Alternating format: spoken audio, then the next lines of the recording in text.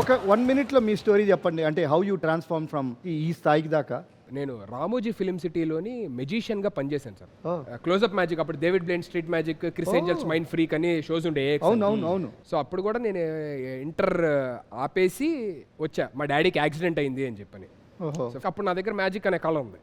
Wow. 2-3 years చేసిన తర్వాత ఏమవుతుందని అంటే అక్కడే ఉండి ఎవ్రీడే పని చేయాలి, నో లీవ్స్, నథింగ్. ఇంకా సండేస్ హాలిడేస్ ఎక్కువ క్రౌడ్ వస్తారు దేనికి, ఫిలిం సిటీకి చూడడానికి. సో ఫ్యామిలీతో టైం స్పెండ్ చేయడానికి ఎప్పుడన్నా విజయవాడ వెళ్ళాలన్నా సరే కుదిరేది కాదు. ఓన్లీ ఫస్ట్ శాలరీ తీసుకున్న తర్వాత సంక్రాంతికి బట్టలు పెడదామని చెప్పనని, ఏదో నాకు వచ్చిన ఫస్ట్ జీతం కదా అని 8,000 వచ్చింది మాట అప్పట్లోనే. సో దాంట్లోనే కొంచెం మమ్మీకి, డాడీకి, అక్కకి, తమ్ముడికి అందరికి బట్టలు కొని మళ్ళీ నైట్ ఎలా వెళ్ళాలో బుక్ చేసుకోవడం మనకు రాదు అప్పట్లో, ఆన్లైన్లో ఇవి కూడా లేవు. ఆ ఫిలిం సిటీ రోడ్డు మీదకి వస్తే లారీలు వెళ్తాయి కదా విజయవాడ, ఆ లారీ ఎక్కి విజయవాడ వెళ్ళి ఇంట్లో వాళ్ళకి ఇచ్చేసి మళ్ళీ పొద్దున్నే బయలుదేరి మళ్ళీ మధ్యాహ్నంకి ఇక్కడికి వచ్చేసి మధ్యాహ్నం నుంచి మళ్ళీ డ్యూటీ జాయిన్ అయ్యా సంక్రాంతికి.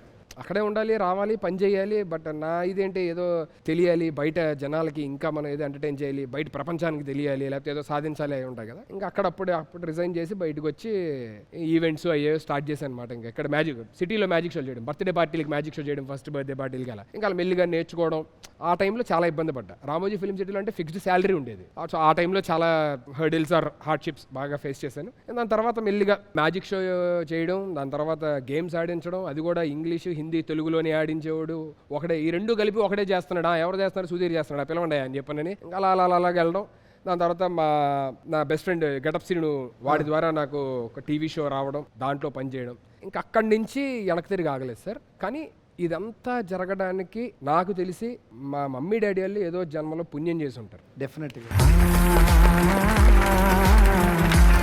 మా డాడీ ఇప్పటికీ నాకు ఎందుకు నచ్చుతారు అని అంటే, మా డాడీ అదే అంటారు, నువ్వు ఏదన్నా అవ్వు, నార్మల్గా అవ్వదు, నువ్వు దొంగ అన్నావు కానీ మామూలు దొంగ అవ్వాలి, గజ్జ దొంగ అవ్వాలి, ఎవడు పట్టుకోలేనంత దొంగ అవ్వాలి, నువ్వు ఏదన్నా చెయ్యి కానీ దాంట్లో బీ నెంబర్ 1, ఎవడు నేను మళ్ళీ టచ్ చేసే రేంజ్కి వెళ్ళవు, అంటే ఆ స్టేజ్కి వెళ్ళాలి నువ్వు అని చెప్పాను.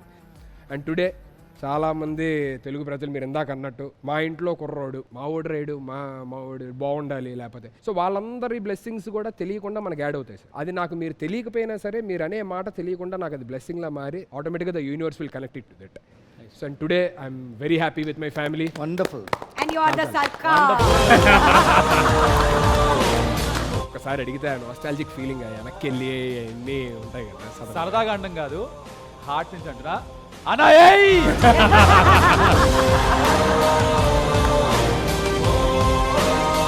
సో సర్కార్లో నడకబోతున్న 4వ ప్రశ్నకి సంబంధించిన టాపిక్.